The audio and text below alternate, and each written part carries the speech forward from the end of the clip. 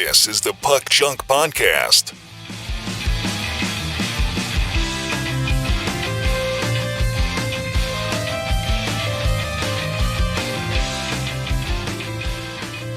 Hello and welcome to the Puck Junk Hockey Podcast. I'm Sal Berry, and with me is Clemente Lisi, the Straight G, and Tim Parrish, aka Everybody Loves Tim. So, gents, how are we doing? Tim, we'll start with you. What's the latest and the greatest? I think, Tim, can you hear me? Is your microphone turned off? I can hear you, but you usually have him go first, so I'm just so used to that. Oh no, man! You've been co-hosting this longer, so I always try to go with you first. I think I went with Clemente last time, just to be fair. Okay, Clemente, it's on you. Sorry, you go with him first every time. Next time you go. Next time, just go pass, pass. Like in Family Feud. No, pass. Yeah. No, I'm good. I'm just getting over the Halloween hangover and getting ready for the expo. Oh yeah, Halloween hangover. Are your kids old enough to or too old for trick or treating now? No, my kids are 15 and 12, and I don't think anyone's too old to trick or treat anymore, which is kind of annoying to me because I stopped trick or treating when I was 12, or stopped dressing up when I was 12, and now there's adults walking around with costumes. No offense, but I think Halloween is for everybody now. It's like really changed in the last 30 years, I think. But yeah, no, they still get dressed because they want free candy. Yeah, I think the last time I tried trick-or-treating, I was like 14 or 15, and I think the adult just kind of looked at, gave me kind of like a look, and I was just like, okay. I didn't even try. I just threw on a hockey jersey. I put on some of my hockey equipment. So I had to be at least 14 because that's when I got into hockey. So I remember like suiting up, but still wearing like my sneakers, and then I was wearing a Team USA jersey, so I might have been 15. Yeah. So you went as Michael Ruzioni.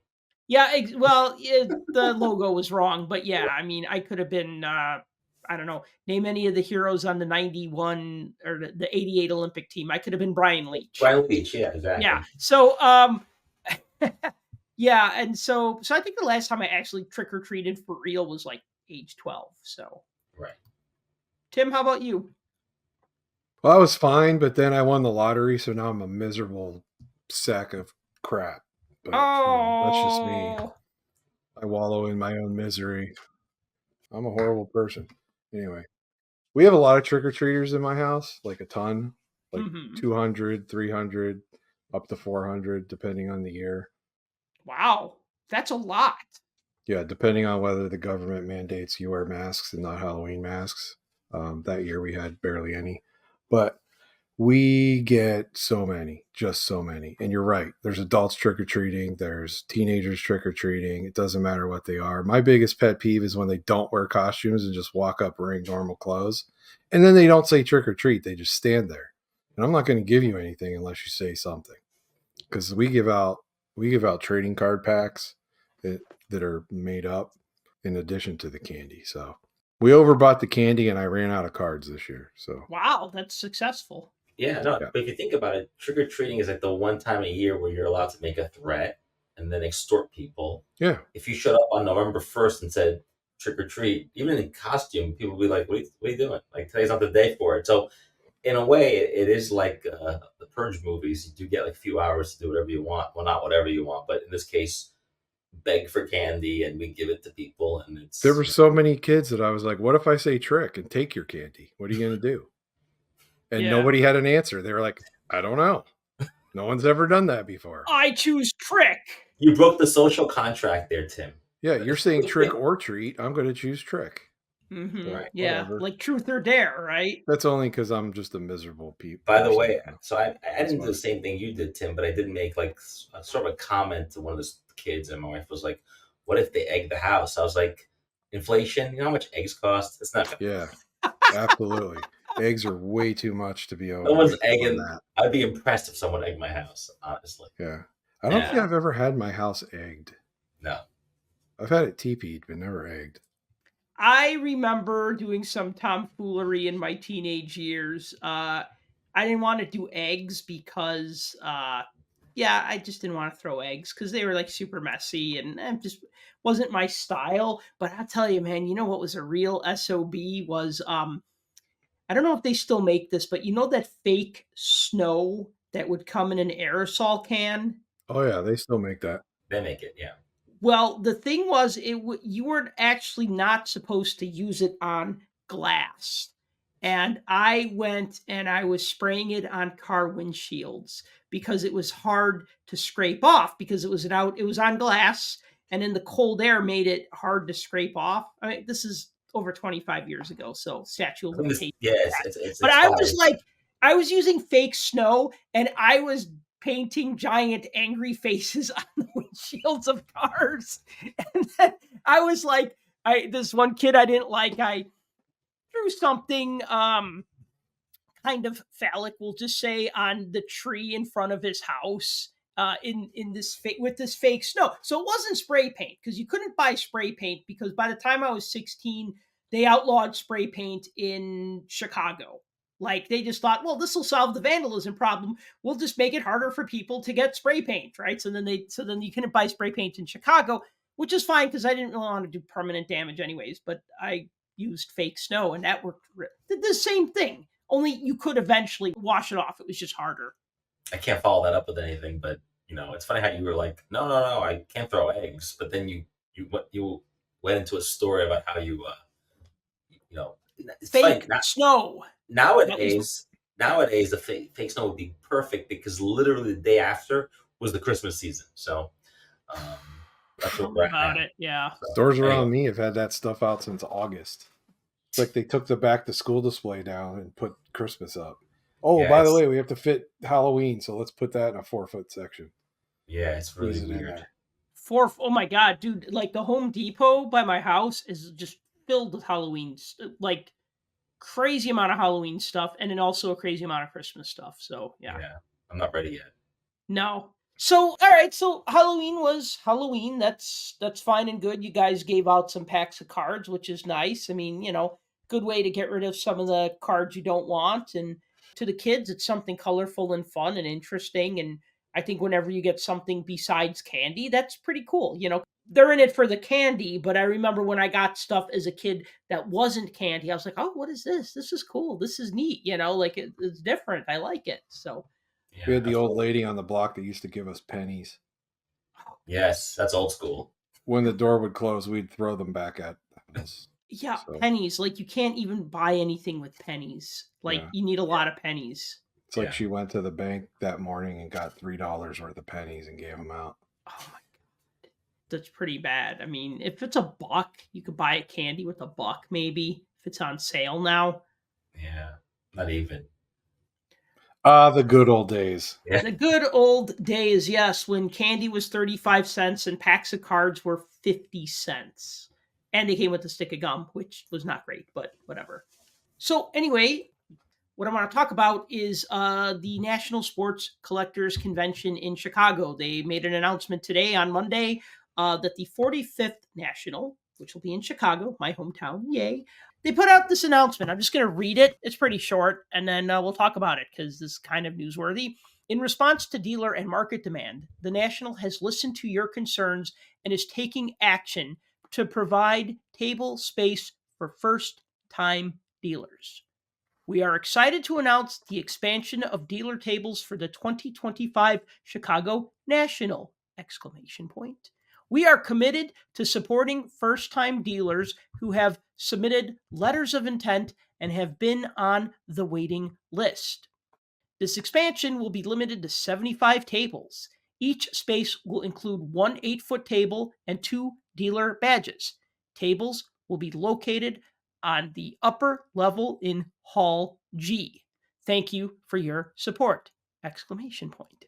NSCC Board of Directors and JBJ show managers. All right, so the problem that first-time dealers are having is that they can't get into the National because it's sold out. You have people who've been doing the show since 1980. You have people who've been doing the show since the 80s, the 90s, the 2000s. And then you had that influx of people in 2021 when cards became popular, super popular again in 2020, 2021. And so now you have people who maybe are getting, even people who tried to get in 2021 couldn't. It's hard to get in. It's a problem. It's a problem. It's a good problem to have. When you have a show that's so popular and you sell out tables, I mean, as a show promoter, obviously you want to have people come and buy stuff, because if people don't come, then the dealers start dropping off. I've done shows where there was like no foot traffic and it was terrible. Obviously not the national, other shows, but this is a good thing, but I'm not quite happy with this, and I'll explain why later. But I thought maybe you guys would want to chime in on this and share your thoughts. You first. Look, I like more dealers because more variety, and and often it's the same people.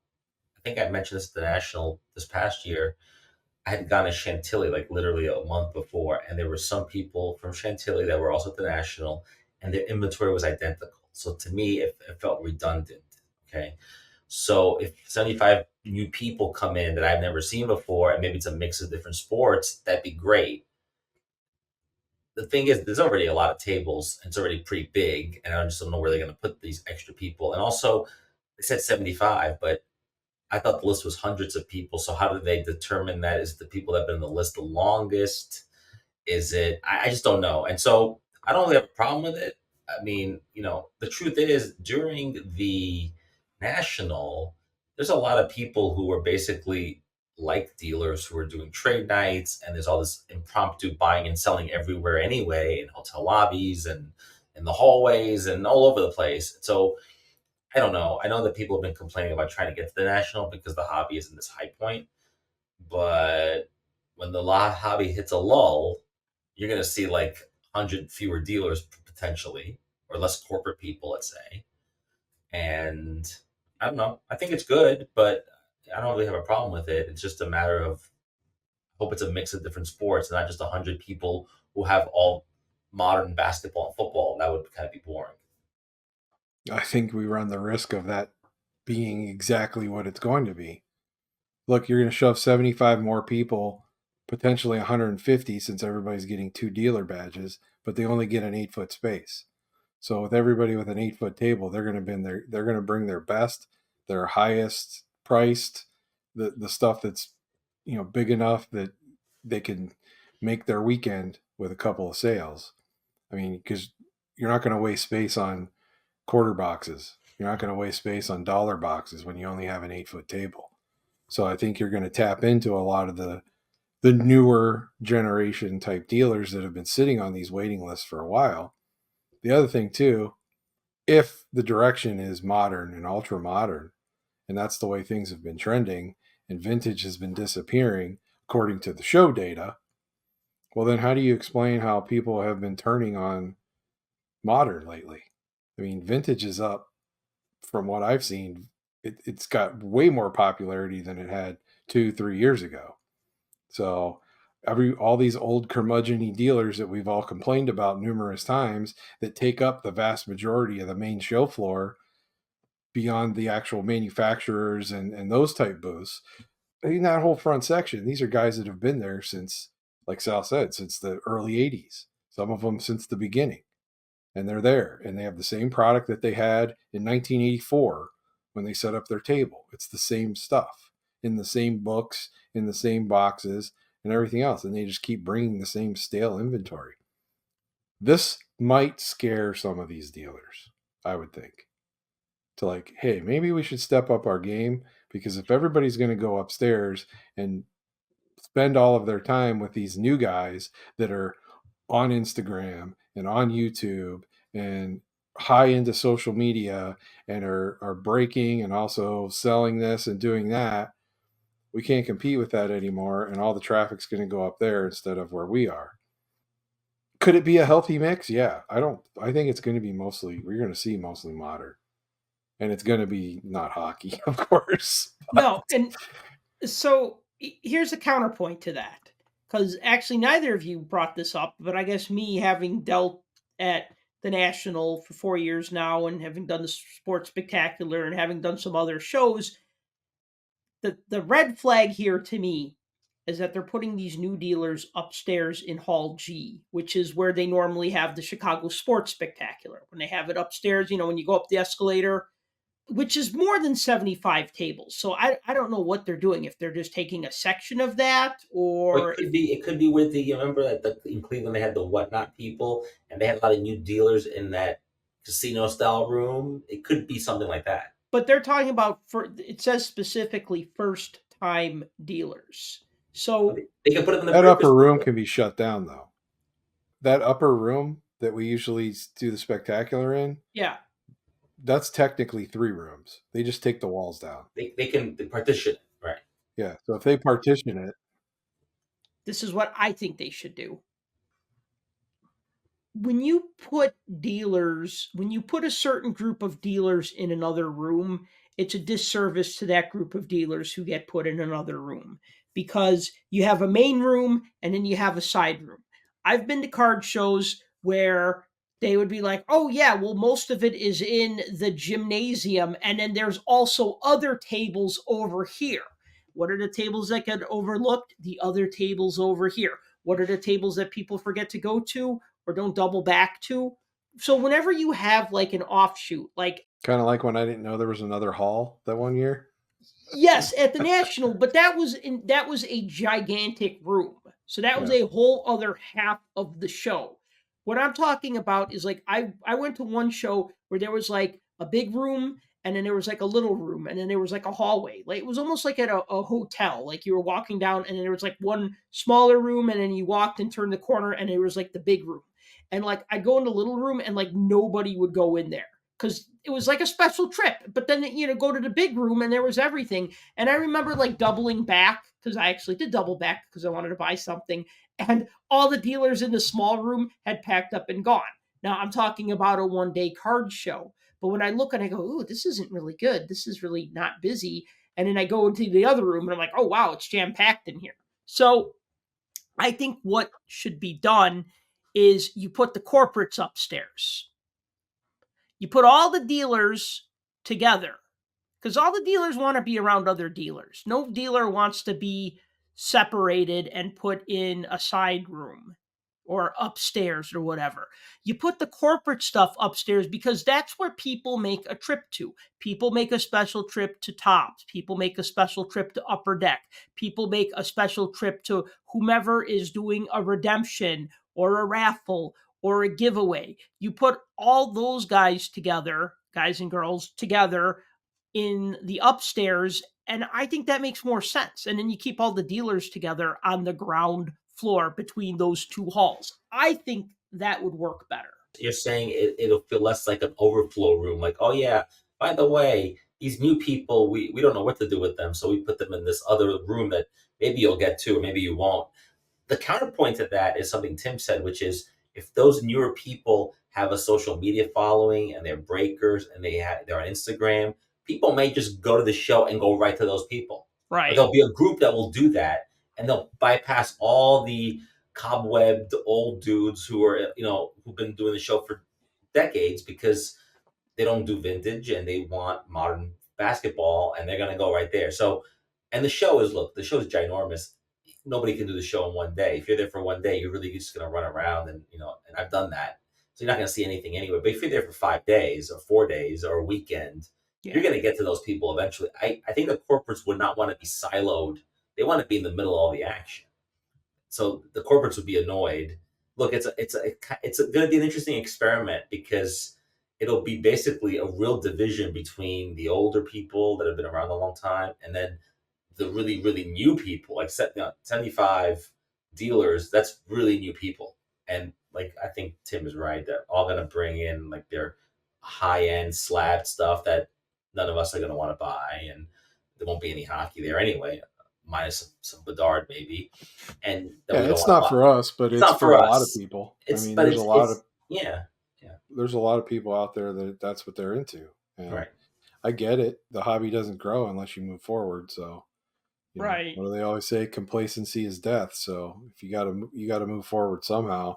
They're never going to get some of these dealers to give up their spots and give up their tables. So, but why would they want to? If it's something they like doing and it's something that they've been doing a long time and it's something that makes them money. But the show could never grow then if people on a waiting list. But the show's never going to grow, and it's never. Right. That's exactly right. Right. And that's why they tried to do the whole experiment of cracking down on the dealers that never show up but sell their booth space Or leave or or the ones offer who their leave booth space early, up to other. Yeah, or the the ones who ones that leave leave early and early. pack Yeah. up. The Right. ones that just, don't put out what they claim that they're going to do from their original applications. So they Right. just get grandfathered in year after year after year.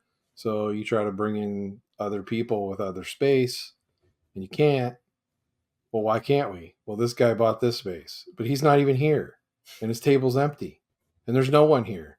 And by the second or third day, somebody else is like taking over the space. Right. Yeah, I've seen that. That happens. But the thing is, they got to keep tweaking this because Fanatics is going to nip on their heels. They're doing all these things to try to like revolutionize and 10x the hobby to make it be something different, where it's more than just a card show, where it's an experience, sports fan all encompassed. And, they're going to have to do something to try to generate bigger foot traffic. And you're at Chicago again. You're going to be in Chicago for a while. No, it's true. If you need more square footage, you got to fill it with something, right? Right. Yeah. And I'll just say this real quick. I know why they can't put the corporates upstairs or whatever you want to call them. Yeah, the corporates, upper deck, tops, whatever. Everybody already knows what space they're getting because they figured that out last year at the National. Like they do a big deal about a lottery, about then you get to pick what space you get. And I don't know how that necessarily works for the corporate sponsors. But yeah, you're right. They're going to want to be in the mix in the middle. So yeah, it's just kind of odd to me a little bit. Even though I'm not necessarily the target demographic of these newer dealers, like I'm not like into slab, I'm not into ultra high end modern cards. I still want the dealers to like all be together. I think that's fair to the new dealers. I was happy the last national when I put all the breakers in that other side and I didn't have to really hear them. That made me happy. I didn't have to hear. But that breaker pavilion also had newer dealers, and if I was a newer dealer, I would not want to be in that very noisy room. And No. so maybe this will be a better setup. Chicago's going to be better than Cleveland. Look, the truth is, it'll be interesting to see this in action. It could be great, or it could be a huge flop. But either way, I think you need to grow it and you need to change it up a little bit. And Tim's right about Fanatics, even though we would be remiss not to mention the fact that both Fanatics, Pittsburgh, and Orlando were canceled and postponed to a different date. Now, they claim many different reasons, including the hurricanes that hit Florida. But the truth is, there's also stories about how they had low ticket sales. And I think these Fanatics experiences are very expensive to put together. I think the New York one was like they blew their entire budget, for who knows how many years because it was just on steroids, and they just cannot produce that over and over again. Yeah, The because National, they want it to be more than a card show. yeah, the National how do you knows do what it that? is. Yeah, the National knows Yeah. what it is, so they can tweak. Fanatics is trying to reinvent the wheel, and you're right. More than a card show, it's like, okay, card shows are pretty good the way they are. You guys are going to have to remind me that the people are upstairs because I'll forget. So put that on your calendar. Remind Yes. them to go We'll upstairs. put it in our iPhone calendar reminder. You're absolutely right. You might have to come back for a second day like last time. Yeah. I mean, and as somebody who sells at the National, it's hard enough for me to like walk around and buy stuff. So there's like no way I'm going to be like, well, I'm going to go upstairs, I'm going to sojourn out of this hall into the lobby through all the people lying on the floor trading their cards, and then go up the escalator and then go through that line and then or whatever. You know what I mean? Like it's it's not likely, but we'll see, who knows. But got another show coming up, the one that's in Toronto, the Toronto Sport Card Expo, the 2024 Fall Sport Card Expo Toronto is the proper title, I believe. So that is taking place Thursday, November 7th to Sunday, November 10th. I will be there. Clemente will be there. Tim will be there in spirit. I feel like I should bring like a little action figure, but like tape your face on it and then just like carry it around with me and be like, I don't know, Tim, what do you think? I think the prices are too high. Okay, you're right. I'll put it back. Everybody would use it as like a voodoo doll. A voodoo doll. I want to mention this about Tim is that the expo has a new and improved app where they claim they're going to live stream all the panels and everything else. Yeah, So it will be I've heard cool that one before. I know, and so it would be cool if Tim is monitoring that. I did last time, and it was a I know. black screen the entire time. So I'm curious to see if it works this time, and also to see what the social media scuttlebutt is, because as Sal knows, when you're actually at a show, you're often not able to really take a step back like you would be if you're home.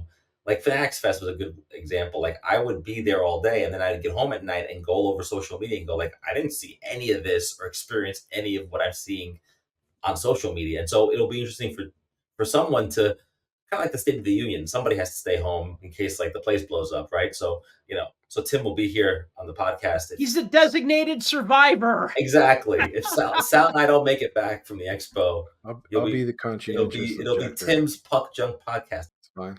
Sal and I will be there, and then we'll be able to tell you what's happening on the ground and what the trends are and who the signers are and what the deal is and all that. And so it'll be interesting to see.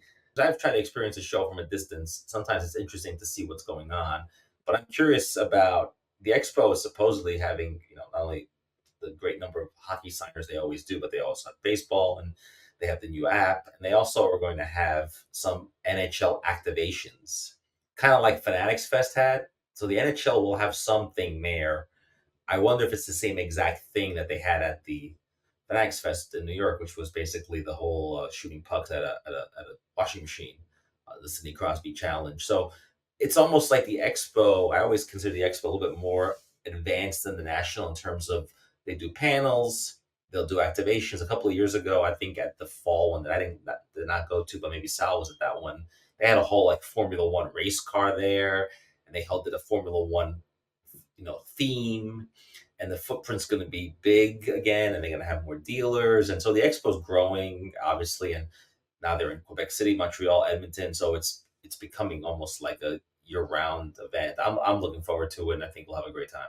Yeah, I'm looking forward to it. This will be my third time going. I went in fall of 22, fall of 23, and now fall in 24. The first year I was just overwhelmed by everything, and I think I wasted a little too much time going to raffles.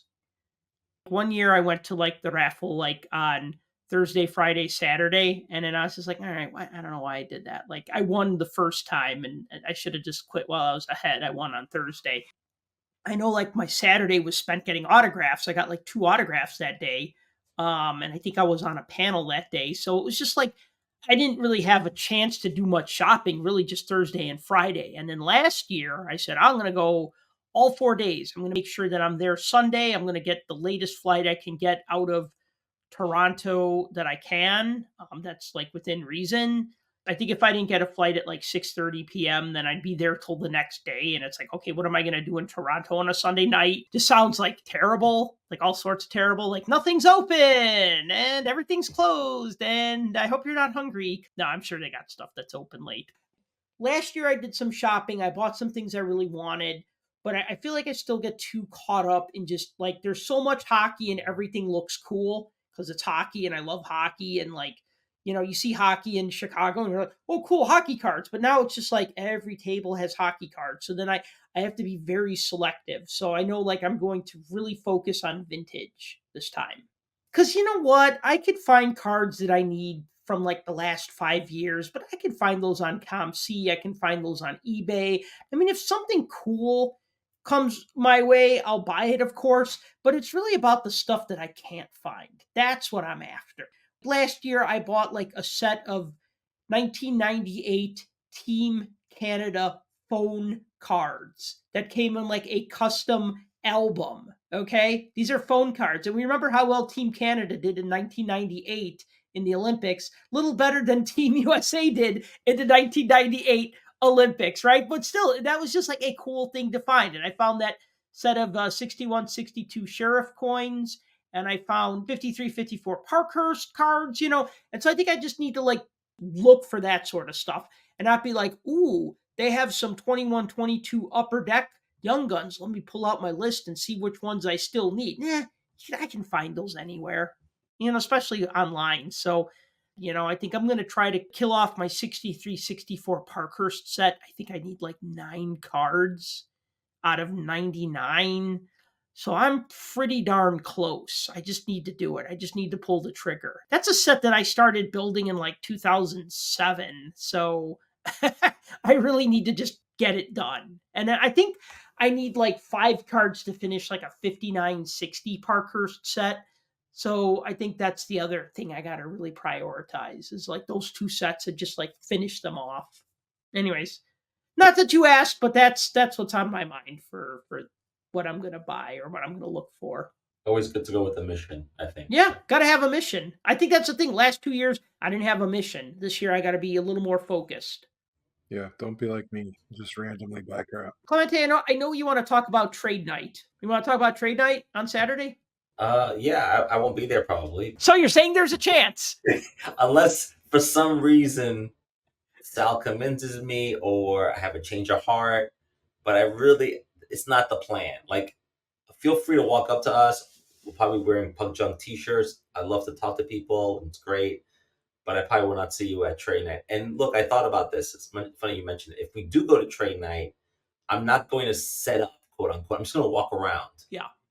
And I want to be a consumer. But the idea of like whatever card I may have or may have gotten and try to maybe sell it to somebody, that's not for me. Like it's a lot of just nerve-wracking, and it's just ridiculous. And trade night is not, I think the modern trade night is not what I envision trade night should be. And so, maybe I'll walk around, and maybe if we see something cool, I'll buy it just as if I would be buying it from a vendor. But I'm not going to try to trade or sell because no one is looking to make a fair deal. Everyone's looking to get cheap inventory for their own flipping needs, and that's not really what we want to do. And so I think, Sal, you probably will agree that it's not, at the National, I never go to trade nights at the National either. I've learned my lesson, I think.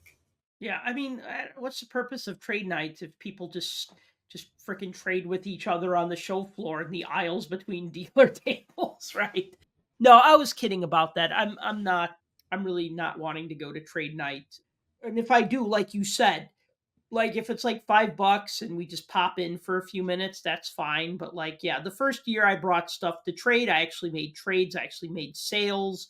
I had fun. It was good. Last year was miserable. I think we talked about that ad nauseum when we talked about last year's expo. But like, yeah, we had no place to put our cards that we wanted to trade because all the hobby bros were hoarding like a full table or 2 tables. And then we're like, well, where the heck are we supposed to put our cards? And then finally, like halfway through it, they moved a wall, the partition, and then they opened up another room for more people to set up. But by then we had already commandeered a cocktail table, like one of those tall tables. Tabletop, yeah. Yeah, and then Clemente almost choked on potato chips, and I was too cheap to buy him a pop. I was like, $6? I don't care if that's Canadian. That's a lot for a can of pop. I was like, let's just go.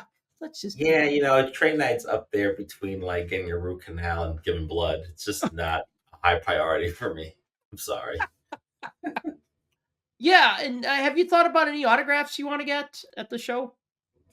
I'm thinking about it. I'm not sure yet. I know we have VIP passes. I think we get a certain amount of money off of a signer. So, I mean, last year I got Paul Coffey. It was great. Mm-hmm. Not a long line. He signed for me. We had a short conversation about New York pizza, which is always fun. And really good guy. And so, yeah, I might want to do something like that. But I don't want to waste my time on signers either. I don't want to spend half of a day or a whole day just waiting in lines. I mean, I want to be able to get people quickly, move things around. And then I really want to be able to just really, really enjoy the show, the atmosphere, go to the tables. And we have plenty of time to do it, 4 days with the early admission on Thursday. So we can do it. But it's just a big social event for us. And I think it's, we get some cards, we get to see people we know there. We way too much Tim Hortons, but it's going to be fun. Oh yeah, Tim Hortons. I forgot about that. That's going to be our breakfast nook. And there's cards to obtain there as well. Assuming that they're not all sold out. Remember last year they were sold out, I think. Yeah, but then they came back the next day. So yeah, okay, they did. They were sold out at the one at the Hockey Hall of Fame. That Tim Hortons was sold out. Right. And then there was like another one, I think. somewhere that I went to and they were sold out. Like Yeah, every past they're both are sold. along Airport Road, but the one closest to the national, the one closest to the Expo Center, International Center, actually has them, and that's the one I usually go to. Right. Yeah. Yeah. That'll be the one I go to also because it's along the way. See, if I was going, there's a ton of guys that I'd want to get signed, but Hmm. then, like always, I would never get them signed Yeah. because I hate standing in line. Yeah, Yeah. Unless your friend nags you to get autographs. I saw the other day when they made an announcement of somebody else being there. I clicked on and flipped through, and it looked like almost every major signer, their fast passes are all sold out. Hmm. yes, I saw that. So, Yeah, yeah. but Yeah. We get a free fast pass with our admission, and I'm just like, okay, I don't really know. Like the one year I used it for Phil Esposito, and that was a must because it was just a zoo. That line was just an absolute zoo.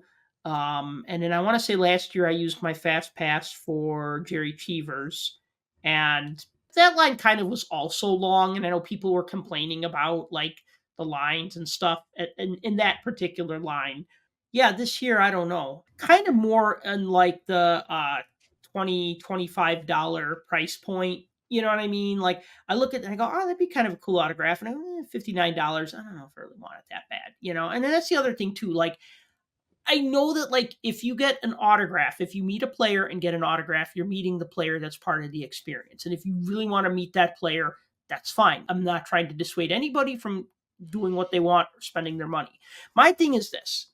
Let's say you want a Lanny McDonald autograph. You can probably find a dealer that is selling something signed by Lanny McDonald for cheaper than that $59. Like I got something signed by Jerry Cheevers last year. I had a Cleveland Crusaders team issued postcard, and I said, this would be awesome to get signed by him because it's such an odd, unique piece. So I got it signed. But then I found a dealer that was selling autograph photos of Cheevers for like $10 or $8 or just something like ridiculously cheap, like $8, for a photo of him in the Stitches mask. And then you go, okay, well, do I want to buy that photo unsigned for $5 and then pay $40 and then get it signed, or do I just want to buy the, you know what I mean? And I get it, like, oh, is it authentic? I mean, obviously know who you're buying from, but if you know what his autograph looks like, then you could probably figure it out pretty quickly. The other thing too is that I'm against getting things signed because of the long lines. But I will say for some of these guys who have vintage cards, these guys are much older. There aren't a lot of people getting their autographs. Maybe No. there's 20 or 30, maybe 40. That line moves quickly, and like that's what we did last year. We hung out, quote unquote. We spent a lot of time with these older players, and we just were like eavesdropping on them, and we were just there were like 10 people in line. So if you want to get Carey Price, like last year, he had a long line. You want to Mike Tyson, you're going to be there for hours, but that's not what we're looking for. So I have no problem with any of that. So maybe we'll be able to spend maybe Saturday or Friday doing that, and it won't eat up too much of the day. But the thing is, because there's so much hockey there, and they have dollar boxes, quarter boxes, they have stuff like that you want to spend some time at that you would never be able to do at any American show. Right. That's what you want to spend your time on. And, just the fact that there's just so much inventory and there's some good prices in some cases because just so much of everything. And look, the truth is, it's not just hockey. There's a lot of baseball there and a lot of football, basketball, and a lot of soccer now. Because, Canada's a huge market. And I got to tell you, I think the Expo in many ways is almost better than the National, because I love the setup and it's really convenient. It's always in the same location, kind of like when they have the National in Chicago. So it's very familiar. This is my third time going as well, and I already look forward to it every year, almost like I would the National. And so it's good. It'll be fun, and I'd be curious to see what it looks like from a distance, but also being there, it's going to be predictable, and the weather's going to be good, which is good for us flying in and stuff. And Oh yeah, what's the forecast? it's going to be, I think, in the 50s, the Hmm. high, and then at night it'll be dipping in the 40s. I mean, it is Toronto, right? It's a little colder than it is in New York or maybe Chicago, but comparable. We've been, I don't know about Chicago or where Tim is, but we've had a pretty Same. nice October. Like it's a pretty warm. We've had a pretty warm October and a pretty decent November so far. So the weather will be good. No rain, which has been great, and I think that'll help us with travel. I always worry about the forecast when I'm flying in. Mhm. It's a short flight. It's like the National in Chicago. It's literally at the airport. Like the airport's like 5 minutes from the convention center, so it'll be easy. It won't be like Cleveland. Boy, that was a nightmare. But no, it'll be fun. I think, and it'll be and a lot of signers you never would see at an American show, which is great. Well, and that was like two of the people that I would have probably chosen to go see. Brian Trottier for one, because Mm. he wasn't able to show up at the one time that I wanted to get his autograph like a million years ago when he was on the Penguins in like 91, 92. But I got Jim Pack and Paul Stanton instead Mm. and couldn't get Brian Trottier. Hmm. So he's one that I would want to get. And of course, Natalie Darwitz, because there's not a lot of stuff out there with her autograph on it. Now that she's going in the Hall of Fame, that would be a nice piece. And I mean, who wouldn't want to stand in the line to get all the Baywatch lifeguard autographs? I mean, come on. All the Baywatch except They're missing Pamela Anderson. Well, they're missing a lot from the early seasons, but Yeah. Nicole Eggert, you can get a meet and greet, and Gina Lee Nolan will be there, and you got Tracy Bingham.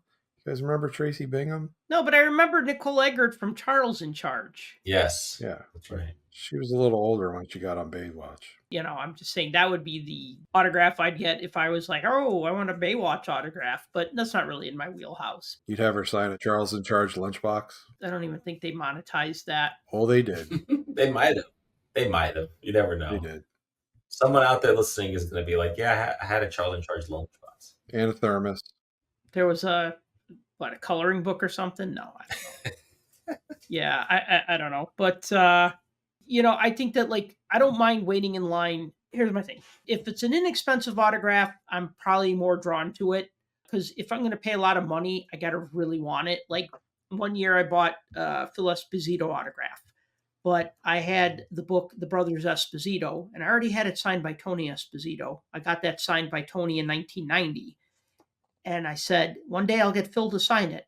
And so I was just listening to that. One day was the expo. And I said, well, this is going to be the time to do it.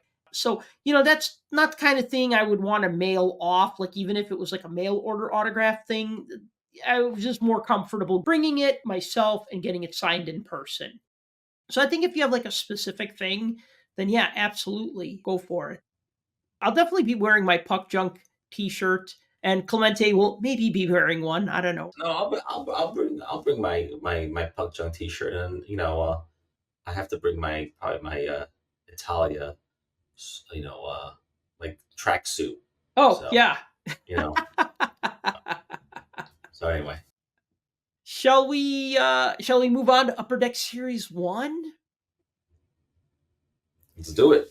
2024-25 Upper Deck Series 1 hockey. I am still not used to this being an October release. I mean, I know it was once upon a time, and then it wasn't, and then it was, and I just got so used to it being that November release.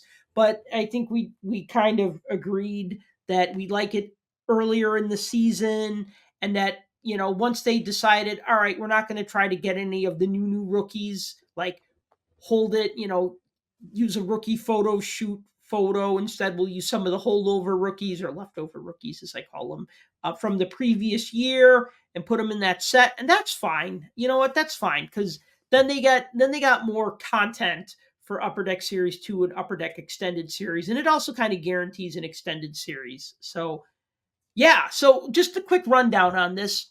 Hobby box costing about $120. 12 cards per pack. You get 12 packs per box. The set is 250 cards. That's 200 base cards and 50 Young Guns. There are a ton of insert sets, which I'll talk about a little later. And there's the usual parallels that have become a thing since last year. The Clear Cut, the Deluxe, the Outburst Gold, one of ones, the Outburst Reds, the Outburst Silvers, the UD Exclusives, and the UD High Gloss. So, all the old parallels are back. But anyway, I'll just throw this out here really quick. Just talking about the base cards now. I don't like the design. I feel like I've seen this design before. It just looks so Like, was this their design last year? Or was this their design for Upper Deck AHL for like 2015 or something? I mean, I feel like I've seen this design. Also, I hate the player name being so darn small. Similar to last year. Thank you. I'm not hallucinating then. I mean, it's Okay. not the same, but it's similar. Yes. It's close enough that it doesn't feel very creative. I agree. I mean, I think the design hasn't changed in a few years in terms of it's pretty much similar every year. Only you're Mhm. right with the added bonus, quote unquote, that you can't read the names, which I think Topps Baseball did a few years ago, and people were really annoyed by that. So, Yeah. I mean, the Young Guns, at least they say Young Guns nice and big, but yeah, I don't know. But it is what it is. I mean, whether I like the base card design or dislike the base card design, I'm still going to buy the cards. I'm still going to try to put together a set of, at least a base set, try to get the rookies. Oh, by the way, special announcement, I completed my 2021 Upper Deck set. Ooh, yeah. Ooh, yeah. Ooh, yeah. Ooh, rah. Hoo ha. Hoo ba. Whatever. Thank you, ComC. So it took me 4 years, but it's complete. So eventually I get them all. Now, don't ask me about the previous 10 years or the next 3 years, but at least I got that set crossed off. Complete. Done. So this one is going to take a while because of the different pack configuration where you get 9 base cards per pack and you get 3 inserts per pack. So you get a lot of inserts. Clemente, did anything jump out to you about this set that you liked or disliked? yeah, so I agree. So usually I really like the base set. I collect the base set, and this year it's the opposite. I think Upper Deck, by sheer force, has made me care about inserts more than ever before. So the base set is fine. It doesn't look like the design is any different from like last year or 2 years ago. It's all the same to me. Right. But I don't know if my box was unique or something, but it was super exciting, first of all, to just get Bedard cards because now he's not a rookie anymore. So they're just like, so just to get even his base card I got, or even like I got his UD portraits and his city satellites. I got super excited about these cards that are probably not worth anything, but it was still cool to get Bedard cards when they were so hard to get last year. I don't know if my box was like special or something, but I got like 4 UD canvas cards. Is that normal? Like that just seemed like a lot to me. Yeah, that seems normal. I Okay. Yeah. believe I got, here, I'll tell you right now. Maybe I wasn't paying attention last year. You know? They're 1 out of 4 packs for Okay. the regular cards and 1 out of 24 for the Canvas Young Guns. So Right. yeah, that's about normal. I got 5. You got 5. Okay. Well, Then I one's got a black and white. okay. Then I got 6 Young Guns, and then the 7th one was one of those outburst ones. Who'd you get? The best one I think I got out of the Young Guns was Lane Hudson from Oh, the Montreal nice. Canadiens. I got him. I think he's the best one I got. But I will say, I know Tim talked about this last time. The Young Guns kind of reimagined with the art in the background. I got 3 of those cards. And I got to tell you, I think I would try to collect the set because they look really sharp. They're awesome, aren't they? Who did you get? I was really happy with who I got. I don't know what the checklist is, but I got Tarasenko in the Blues jersey. I got Jonathan Huberdeau. I was happy to get him, and then I got someone you'll be interested in, Jonathan Taves. Oh, wow. So, yes, I would agree with you. Yes, I want to complete this whole set. So the first one I got was Henrik Lundqvist. And I go, ooh, okay, right? And then the next one I got was Alexander Semin. And I'm like, what? Okay, why? And then the next one I got was Ryan Malone. And I'm like, huh? Sweet. Huh? Wow, we are really scraping the barrel here. But you're saying why revisit his Young Guns when he's not like a superstar? Like, if you're doing a set called Young Guns, what was it? Young Guns Revisited? Young Guns Renewed, sorry. Right, So, right. Young Guns Renewed, and I like the idea. It's fun. It's kind of like, this is kind of like our version of Kaboom. Yeah. Like Kabooms or Downtowns, this is like the hockey version of Kabooms. Only Kabooms are much more rare, but anyway. Yeah, only this won't cost you $800. But it's just like, so I was expecting all the big guys, Ovechkin, Crosby, Lundqvist, Kane, you said you got Huberdeau, right? Like, that makes sense. But when I'm getting guys that like, I mean, granted, some of these guys retired and that's okay. Not everybody plays 20 years in the league. But like, I just wasn't impressed. And I'm just thinking, okay, now this feels like there's a lot of filler. There's 50 of them. 50. Oh my God. Well, that's what Comte's for. So all of the people that you said you wanted to see, they're all in there. Of course they are. But then what other nuggets are in there? What other gems? I mean, who do you want besides that? You want Patrice Bergeron? He's in there. Brent Burns in there. Fleury's in there. Okay. You know? Okay. I mean, how about Brandon Bochenski? Let's put him in there too, right? Might as well. He had a young gun. I don't know who that is. Former Blackhawk and Ottawa I Senator. think what Sal's saying is that they padded this 50 with some scrub guns. Yeah. Now, Alexander Semin was not a scrub gun. He had a good career, but he kind of petered out at the end. But I just can't see anybody like being like, "Ooh, I got this Alexander Semin renewed card," right? Versus like this Lundqvist, like, oh, Lundqvist, okay. Yeah, but if you want to get all 50, they can't be all. Otherwise, they would all be very expensive, and you would never be able to finish the. I'd be happy with any of the Penguins. There's a bunch, but Right. they are expensive. Here's the thing: people took to the eBay world and were putting these up like they were the rarest cards in the world the first few weeks. Now a lot of them have cooled off by now, but I mean they're one every 4 packs, so they're by all means nothing rare at all. Right. Now if you pull an exclusive or a high gloss or one of the printing plates, okay, fine. But these are 1 out of 4 in every version. So hobby, when they get the E-Pack, blasters, the starter packs, the tins, the hangers, they're 1 out of 4 in all of it across the board. Right. So, I mean, they're not rare by any means. So to see the price is finally cool. It's nice to see, but like Ovechkin, Crosby, the bigger ones are still way more than they should be for basically what's a common card. Let me ask you guys this though: what value do you put on a card that, in a lot of ways, is a remake of a rookie, kind of reimagined? I mean, it's not as they're not rookie cards. I know that they came out much later, obviously. But you just treat it as a regular insert, or does it carry some kind of, because it's got the Young Guns logo on it? The Ovechkin one, people will be like, well, this is like an Ovechkin rookie. It may not be worth as much as an Ovechkin rookie, but it's worth hundreds of dollars when it's not rare. They're not numbered. These not the base versions. And what do you guys think of that? I mean, I think if people are actually calling them that and saying that, then those people are morons, first of all. But I think the point of this is Upper Deck has not done much with artist work except for when they revived metal and the Fleer brands and brought in like the original group that worked on the card art for those. So, you can harken back to like 90, 91, 91, 92 when they did the checklist artwork.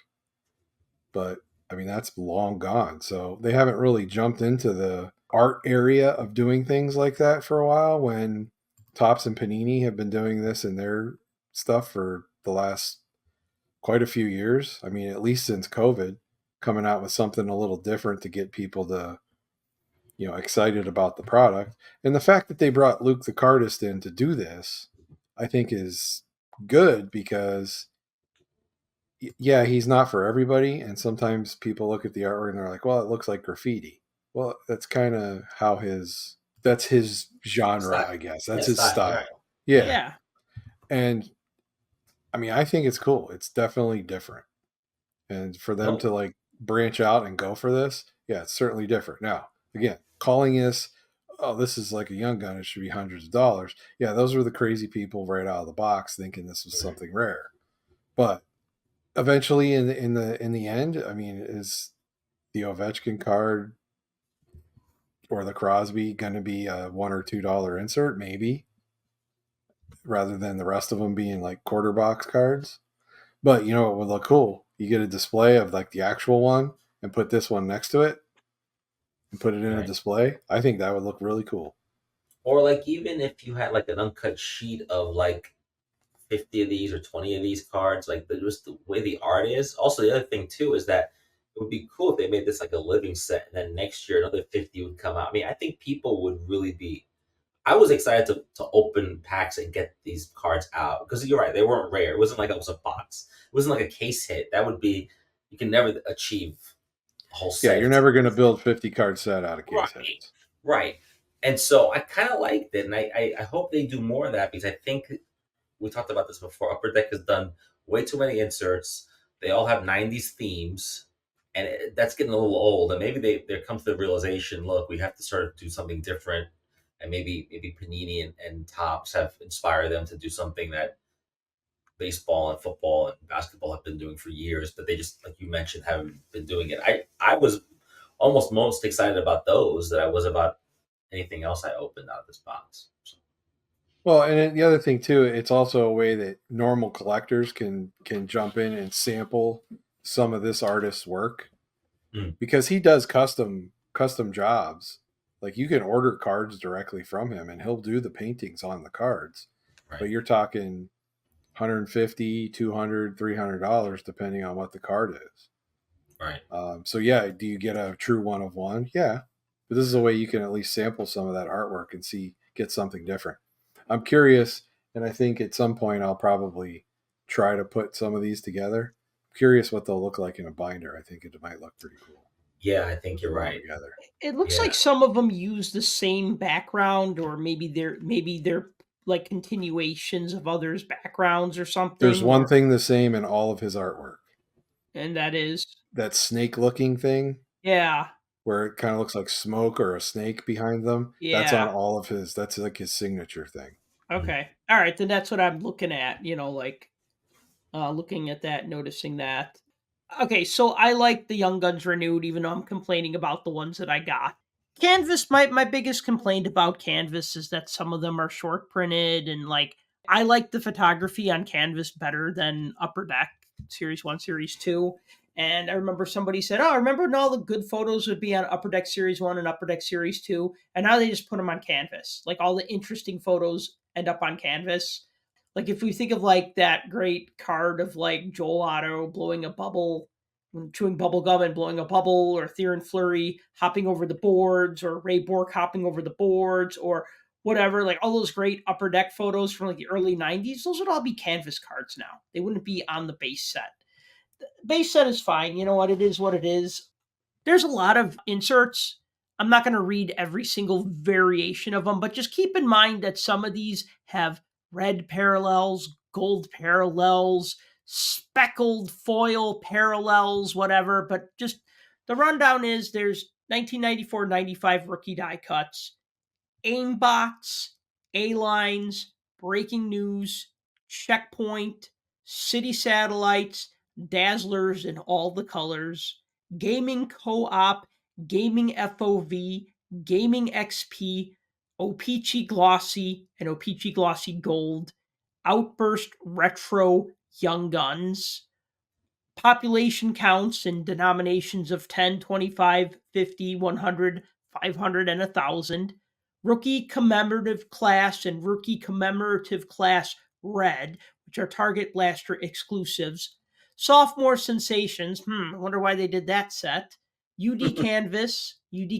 black and white, UD portraits because deck gonna deck, and Young Guns Renewed, which we just talked about. So, and then they got all those different versions. Some of these I like, some of these I can do without. All the gaming related ones are weird.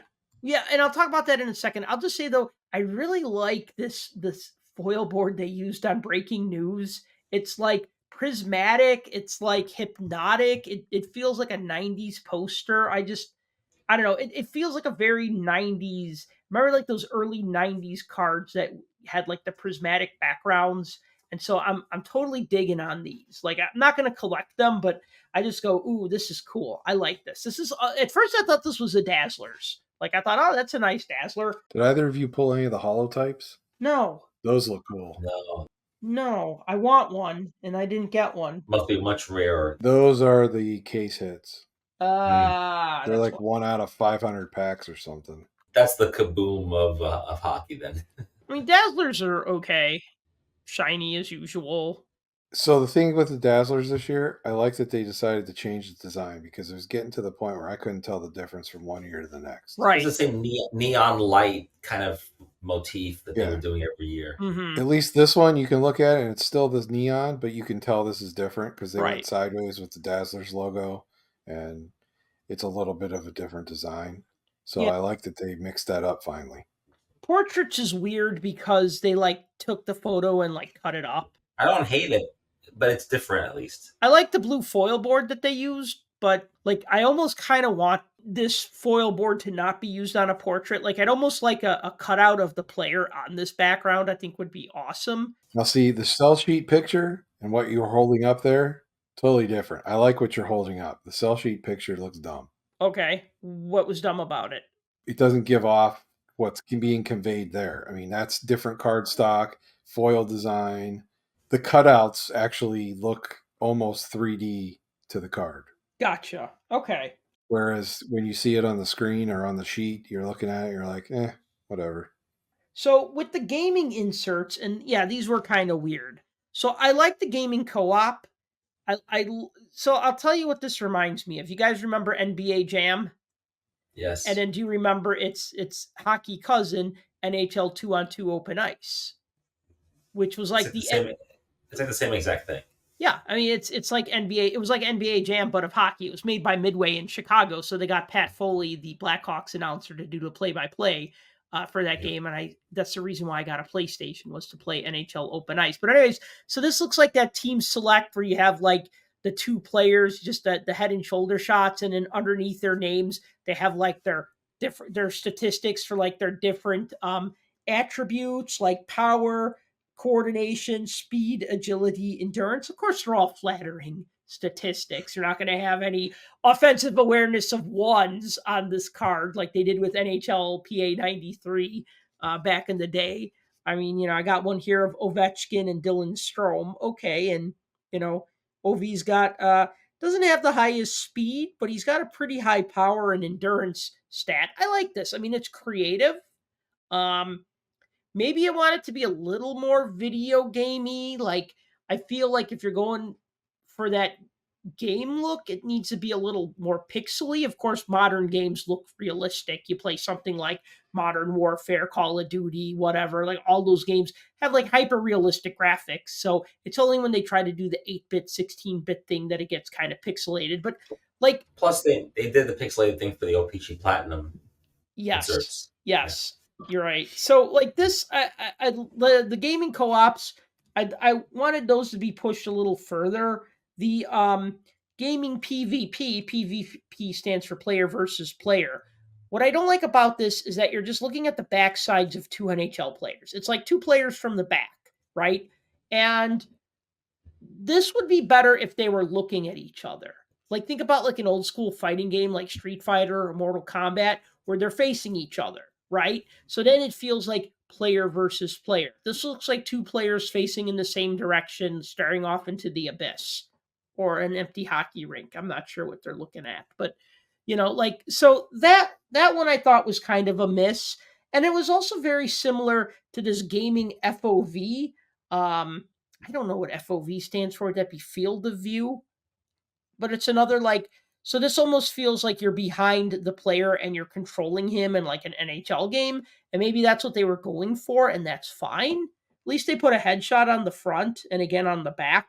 Because looking at the backs of the players is just kind of silly. Like, I get it for the offbeat canvas photo of like an overhead picture of the player or the goalie from behind, like with like the net cam cards that Score used to do. I mean, those are kind of a gimmick, but it's easy to criticize other people's work. But then again, I'm a design teacher. I critique student work all day today. So I got my design hat on, right? So I'm thinking about this. And then like this gaming XP, it just doesn't do anything for me. Do these serve a purpose? Like, do they have a purpose? Like, can you play a game with them? Can you use the codes on them? Can you use the numbers on them? Do they go together to like play?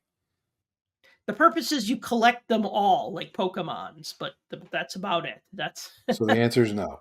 No. So they're not like ice battles that they did for MVP, Correct. where you could actually play a game based on the cards. Right. Which is actually pretty cool. When you explained to me what ice battles was about, I'm like, oh, that's cool. Because I used to do stuff like that when I was a kid. I think we all did. Yeah, I didn't do that with hockey cards, but we used to do that with like Marvel Universe cards where like I figured out this game where like you would take a player's what did I do? I did like their fighting ability multiplied by their strength.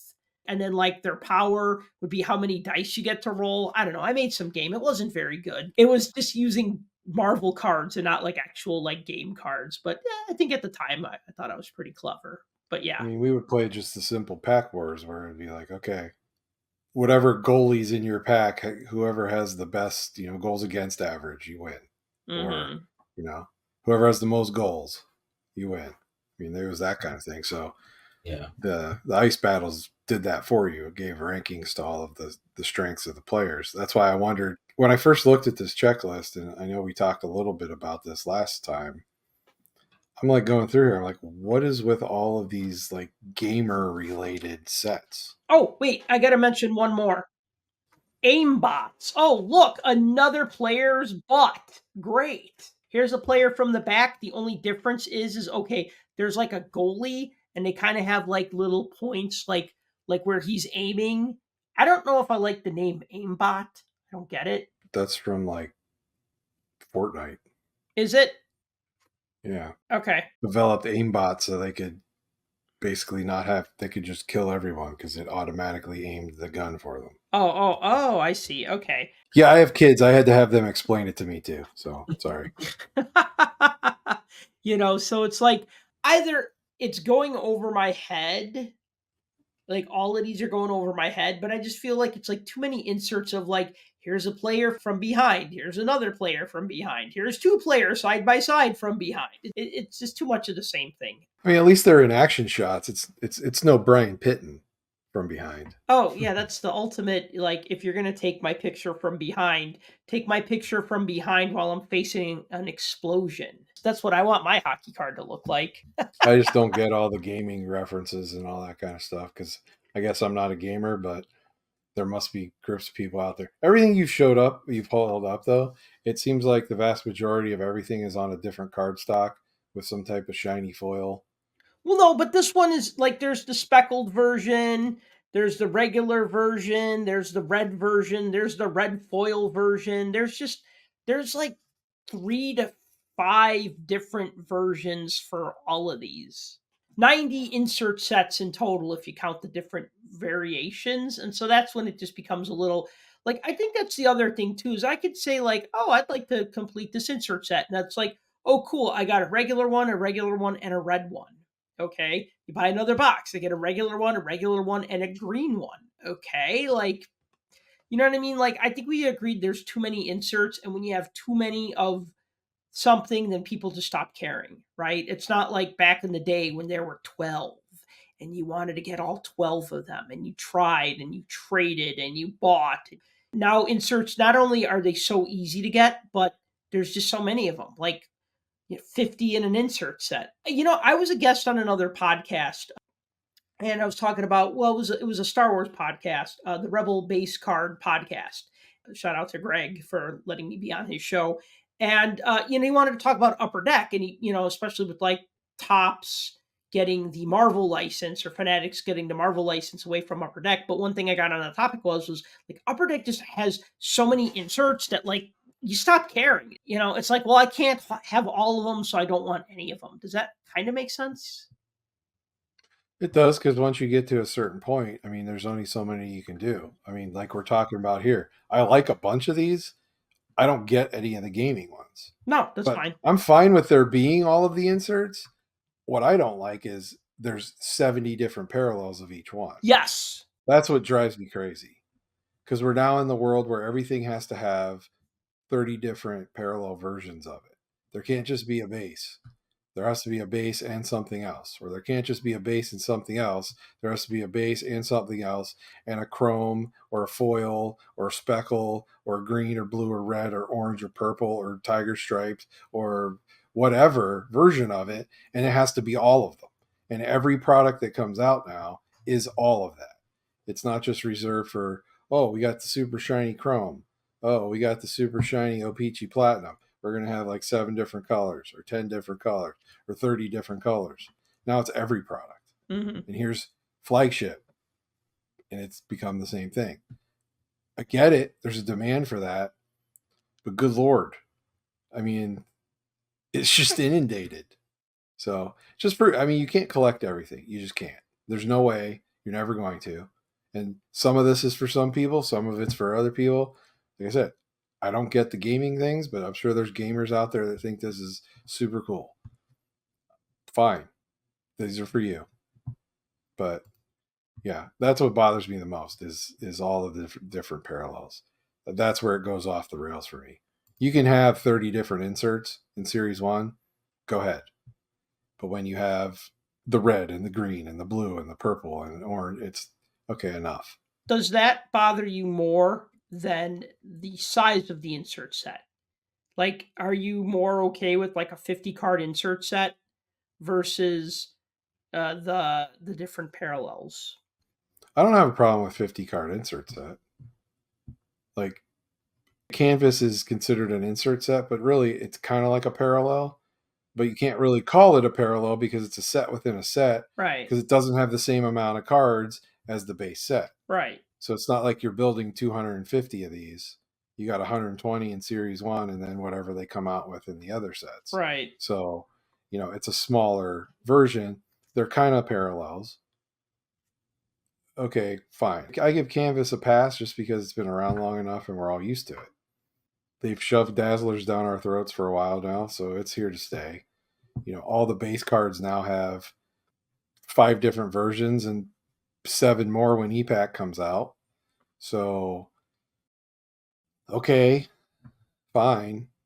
But now why do all the insert sets have all of it too? If we're going to do 25 or if we're going to do 50 or if we're even going to do 100 inserts and you do 5 different parallels, well, that's 500 more cards. It's insane. It's insane. So it sounds like it's just really for the team collectors and the player collectors. Just gives them more You want to build a rainbow? It's popular. That's what the popular thing is. Let's put a rainbow together of my favorite player. And okay, I mean, yeah, that's part of the chase, and it's going to get people to buy more product. I get it. But let's be honest. We're in breaker time, so breakers are going to bust 700 pallets of this, and all of these cards are going to be up for secondary market. So you're not chasing these out of packs, especially the lower serial numbered ones. I'd love to see how much of this is going to get printed. There's no way we'll ever know, but I'm just saying, if there was a mathematical calculation to figure this out. I still say they're printing Series 2 of last year's, but whatever. It's just me. Clemente, what do you think? No, I agree. I agree with everything that's been said. I also think that Upper Deck's biggest problem a few years ago was there aren't enough base set collectors. And so we all remember opening Series 1, Series 2, and just getting just base cards. Mm-hmm. And people, this was the response to that. Oh, let's give them more inserts. And in doing so, it takes me longer to build a base set now. I have to buy several boxes. So not like the base set is the insert. Almost. And then they created too many inserts when before the problem was too many base cards. So if you're Upper Deck, you might say, well, look, we tipped the scale in the other direction now, and now they're not happy. What can we tell you? Basically, like you said, chase the rainbow, player collector, team collectors. No one's going out and trying to collect all the inserts and all the parallels and all the it's not meant for that. We have to get our mind out of that. We're older collectors. We remember a time when there was just a base set for everything. There's 6 people in North America going to try to do a master set. Well, good for them. Yeah, I mean, that's ridiculous because it would cost a fortune, and then by the time they even completed it, there's 3 more Series 1s coming out in the next 3 years because it would take a long time, and I don't know what that. I mean, great, let them do it, but it's not meant for that. That's not even Upper Deck would say that's not the aim of what we're doing here. That's not the aim. Yeah, it's to solve their base card problem, which I think they saw as a problem, and the Breaker saw as a problem. And look, I remember opening Series 1 a couple of years ago, and even I would be like, oh, really? Like, not even one insert in here? Like, you just rip in. And if you're buying the fat packs or blasters, you were getting a lot of packs just like that. And if you want to complete your set, it's great. But once you complete the base set, you want to get some cooler stuff or young guns. Now you're just getting. I mean, I would get like 3 or 4 of the same guy. I'm like a base card, and like I don't really want that. And so now, but the other, it's a double edged sword. Now the other problem is, oh yeah, but now you're gonna get a lot of. You're gonna get the red of this and the hologram of that, and whatever. And who knows? Maybe there'll be a course correction in the future. Upper Deck will say, oh, okay, the public has spoken. There's too many inserts. We have to figure something else out now. I just wish Flagship had. I guess they must have gotten rid of patches because that was overdone and they're not worth anything. Okay, fine. There's no patches here. And also, are there any autographs? It would be nice No. if there was an autograph. I feel like even in Topps baseball Flagship, you can get an autograph. And so, I mean, I don't know. Like, imagine having a base set or base card, but with even with a sticker auto. I'm not against a sticker auto. I'm not against that. That at least would create some kind of other reason to buy another box. Like I bought one box. I'm not buying any more boxes. Like the thrill is over. Like I'll complete my base set by going on Comp C, or we talked about this going on eBay or at the expo and someone's selling the base set for $15. I'll just buy it. Yeah, I agree with you there because I don't want to buy another box or 2 boxes, try to put together the set. I mean, last year I bought a lot of Series 1. I know Bedard was in Series 2, but I bought a lot of Series 1 because I was able to find it. I opened 2 hobby boxes and maybe 3 tins and maybe 3 mega boxes.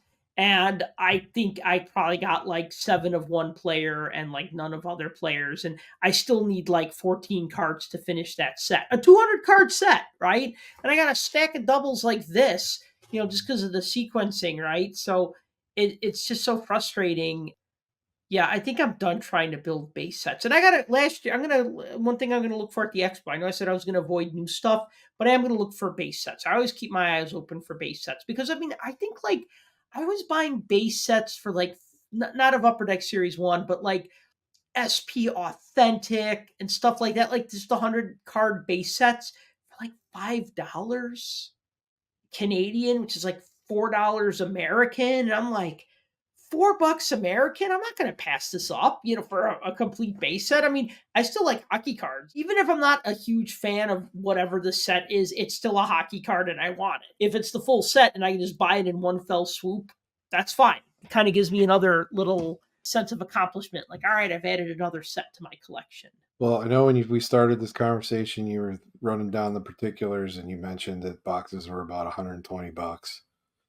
I have seen them quite a bit for about 105. Wow. All right. Let's put it this way, less than 110. Okay. All right. So flip a year ago, I don't think Series 1 boxes from last year's set are even still down that low. No, because they have the Bedard Easter egg hut. And they have that Easter egg, yeah.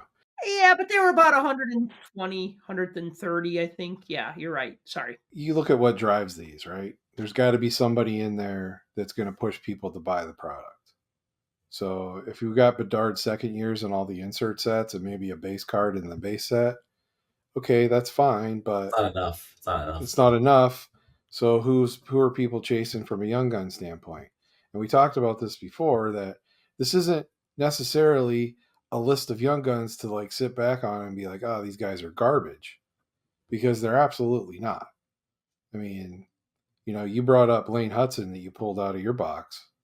Right. Lane Hudson's tied for third in rookie scoring right now. Right. So, and you can get Lane Hudson in there. You got Cutter Gauthier. Mm-hmm. Philly fans don't like him and they hate his guts and they might throw his cards in the garbage.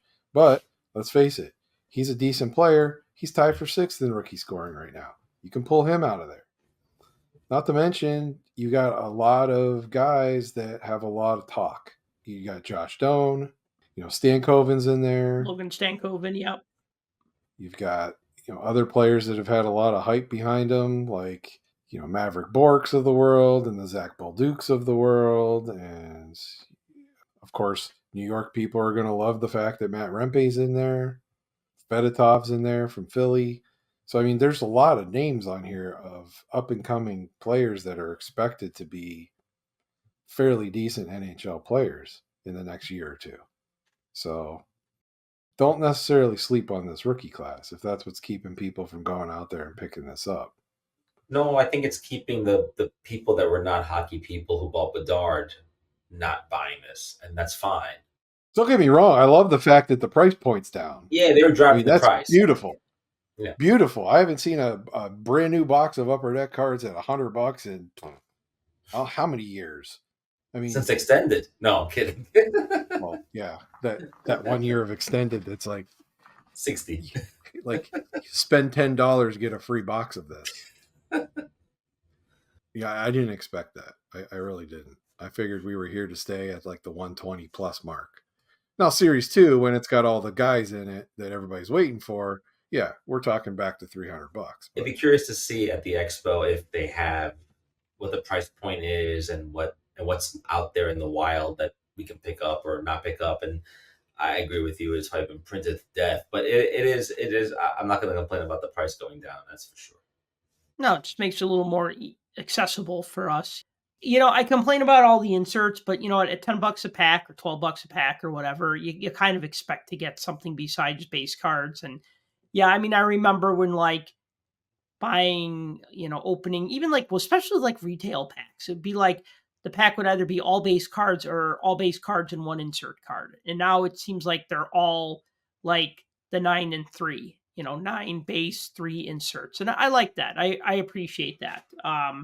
Makes it a little less depressing. Yeah, there is a base card problem. And it's funny because EPAC solved a lot of that. And it just gave people a chance to get those hard to find cards, on the ComC marketplace. A lot of the Upper Deck 2021 cards that I bought, the Young Guns, I mean, those were like of the 50 cent to like $2 variety. I'm always going to buy this set, whether I complain and say, the base card design ain't so great, or, I wish that this was better or whatever. I'm still going to collect it because I think what it is that like I pick like 1 or 2 sets to collect, this and maybe OPG. Those will be the ones that I really kind of go after. Or whatever, I mean, I did pick up a base set of Allure after we did our podcast about 23-24 Allure because I found a set and it was affordable and I bought it. I said, all right, this is good. Now I have it with all the rookies because rookies weren't like super hard to get in that set. Is it page worthy? That I don't know, but I have it and that's fine. But yeah, not perfect, but Upper Deck is always making adjustments, right? Like they added in some new interesting inserts. The gaming ones aren't for me, but the Young Gun renewed, even though I complained about getting Ryan Malone, it's a cool set. That's the kind of one that I'll definitely be picking up on when they hit ComC and then they're a little more affordable. I like art cards. I like drawing, cards with arts and drawing and whatever. I've always been a fan of those. So yeah, I do enjoy that. You guys pulled some outbursts, right? I'll tell you who I got right here. I got Cameron Crotty. Yeah, I got geez, I can't read the name. Yeah, I know, right? Oh, I got the one Marat. I can't pronounce his last name. With the wild. Okay. I can't pronounce his last name. Spell it. KHUSNUTDINOV. Kuznetsov? Yes. I need the pronunciation guide on the back. Thank you. I'm not the only one that struggles with this. Tim, that was great. You need to brush up on your Eastern European dialect. So yeah, I would have pulled a tonsil on that one. So. Yeah. Thanks. The reason why I was asking is because like between last year and this year, I think in person, I don't know, I feel like the outbursts look better. It looks very similar though. It's very similar, but something about it's like different, Steam. I think. I feel like something about it's different. Are they like tighter sunbursts than they were last year? That could be. Maybe that's what it is. That could be. Could be. I don't know. I feel like they look different. I got to put them side by side. I wouldn't know it by memory. But. Yeah, I got one outburst last year and I don't remember what it was or where I put it. It's around. I'll have to look. Yeah. I got none. I mean, I have some outbursts, but I bought them all secondhand. I didn't get them out packs. It's okay. So, yeah, I mean, I'm definitely going to get the base set, build the Young Gun set. Again, I'm psyched that you got Series 2 and then Series 3. Sorry, Extended Series will have another 250 cards. So another 750 card mega set. I like Upper Deck being the biggest set on the block. That's how it should be. Any last remarks, Tim? No, that's it. I got nothing else to say about it. Hopefully people go out and buy it and get some cool stuff when they open the product. I won't be doing it, but hopefully other people do. Vicariously. Yes, that's right. Clemente. I have to go pack, and now I can't get the Charles in Charge song out of my head. Thanks, guys. My plan worked. Yeah, I'm going to be singing that in the neighborhood. I don't know the rest of the words. Anyway, yeah, used to watch that on WGN Channel 9 here in Chicago. But yeah, if you're coming to the expo, let us know. Drop us a line, hit us up on social media. I'm at Puck Junk. Clemente's at Clemente Lisi. Tim is at The Real DFG. Thank you all for listening to the Puck Junk Hockey Podcast. As always, if you've enjoyed the show, please be sure to like and subscribe. Please be sure to tell your friends. Help us get up there in the podcast rankings by leaving us a review on wherever you listen to this podcast. And until next time, collect what you like. For more hockey goodness, follow us on Twitter at Puck Junk.